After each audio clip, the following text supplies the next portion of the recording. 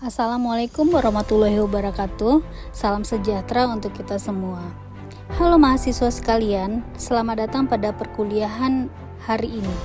Pada kesempatan ini, kita akan membahas mengenai sejarah Total Quality Management. Konsep ini sangat penting dalam dunia manajemen modern karena bukan hanya berfokus pada kualitas produk atau layanan, tetapi juga pada keterlibatan semua anggota organisasi untuk mencapai perbaikan secara berkesinambungan. Melalui materi ini, kita akan memahami bagaimana Total Quality Management dapat diterapkan dalam berbagai bidang, apa saja prinsip-prinsip utamanya, serta bagaimana pengaruhnya terhadap daya saing organisasi di era global. Jadi, pastikan kalian menyimak dengan baik, karena pemahaman tentang Total Quality Management ini akan menjadi bekal yang paling penting untuk karir profesional kalian di masa depan. Nah, yang pertama kita akan membahas mengenai sejarah Total Quality Management ini pada era inspeksi. Era inspeksi ini muncul sekitar akhir abad ke-19 hingga abad ke-20 seiring berkembangnya revolusi industri.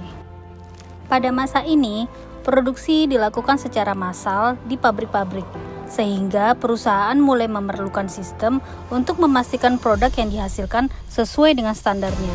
Fokus utamanya adalah menemukan kesalahan setelah produk itu selesai dibuat, bukan mencegah kesalahan sejak dari awal. Oleh karena itu, kegiatan utama di era ini adalah pemeriksaan terhadap produk akhir.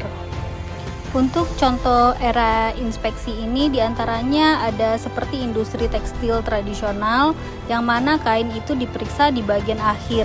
Jika ada cacat seperti sobek ataupun warnanya tidak rata, kain akan dipisahkan sebagai grade terendah atau mungkin bisa saja dibuang. Setelah kelemahan inspeksi disadari, muncullah yang namanya quality control. Jadi konsep ini dikembangkan antara lain oleh Walter Aylesworth di Bell Telephone Laboratories pada tahun 1924 dengan pengenalan statistik quality control. Jadi pada quality control ini fokus pada pengendalian proses selama produksi berlangsung. Jadi bukan hanya hasil akhir. Di sini lebih menekankan deteksi masalah lewat data, belum sepenuhnya perbaikan berkesinambungan. Nah, untuk contohnya, industri elektronik menggunakan control chart untuk memastikan komponen sesuai dengan standarnya, ataupun industri makanan mulai melakukan uji sampel secara statistik. Nah, yang ketiga ada yang namanya era quality assurance atau yang dikenal dengan era jaminan kualitas. Era ini muncul pada pasca Perang Dunia Kedua yang banyak dipengaruhi oleh Edward Deming dan Joseph Juran, terutama saat mereka membantu Jepang membangun kembali industrinya.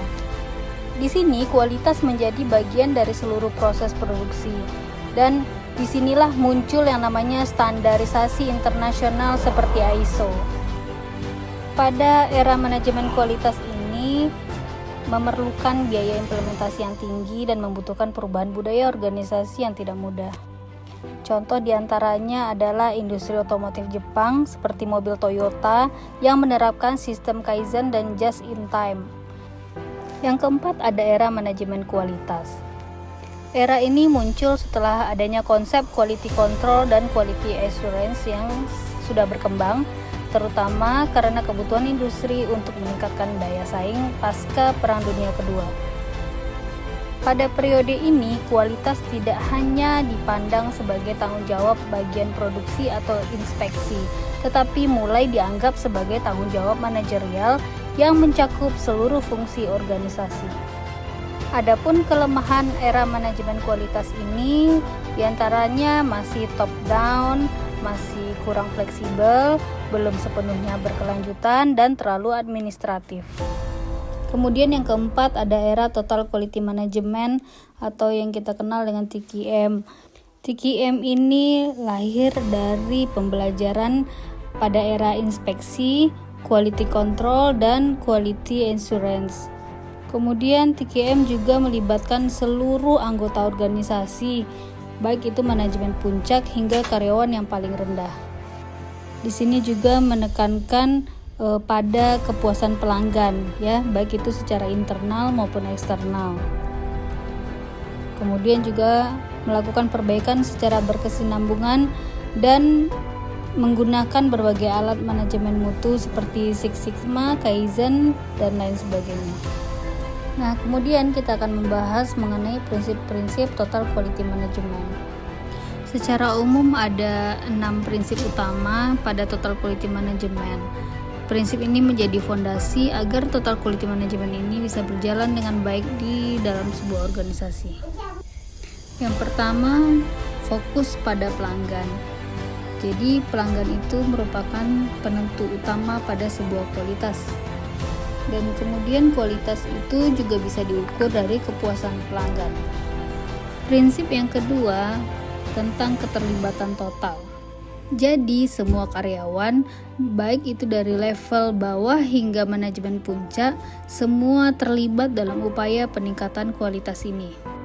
Rasa memiliki dan tanggung jawab juga harus ditanamkan, sehingga dapat diciptakan lingkungan kerja yang mendukung kerjasama antar tim.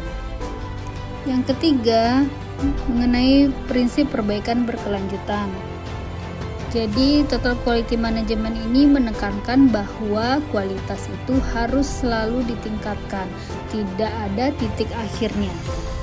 Bahkan pada prinsip ini dia mengedepankan filosofi bahwa hari ini lebih baik dari kemarin, besok lebih baik dari hari ini. Kemudian untuk prinsip yang keempat tentang pendekatan proses, di mana kualitas itu lebih efektif dicapai jika organisasi mengelola aktivitas sebagai serangkaian proses yang saling terkait. Pada prinsip yang kelima ini tentang pengambilan keputusan berbasis fakta. Di sini, keputusan terkait kualitas itu harus berdasarkan data dan analisis, bukan asumsi. Seperti contoh, untuk rumah sakit menggunakan data rekam medis untuk menganalisis tren penyakit dan meningkatkan layanannya. Prinsip yang terakhir tentang kepemimpinan yang mendukung budaya kualitas. Pada prinsip ini, pemimpin bertugas menciptakan visi, misi, serta budaya mutu pada organisasi tersebut. Dari uraian yang sudah saya jelaskan tadi, dapat diambil kesimpulan bahwa Total Quality Management itu merupakan hasil evolusi panjang dari inspeksi, pengendalian, jaminan kualitas, manajemen kualitas, hingga Total Quality Management. Dan Total Quality Management ini juga relevan di berbagai bidang ilmu seperti manufaktur, jasa, pendidikan, bahkan kesehatan. Poin penting dari keberhasilan Total Quality Management ini adalah komitmen pemimpin, keterlibatan karyawan, fokus pelanggan, dan budaya perbaikan secara berkelanjutan. Baiklah, demikian pembahasan mengenai prinsip, manfaat, ruang lingkup, dan contoh dari penerapan Total Quality Management ini. Semoga materi ini memberikan pemahaman yang lebih mendalam, sehingga kita dapat menerapkan budaya mutu tidak hanya dalam organisasi, tetapi juga dalam kehidupan sehari-hari. Sampai jumpa pada pertemuan berikutnya. Assalamualaikum warahmatullahi wabarakatuh.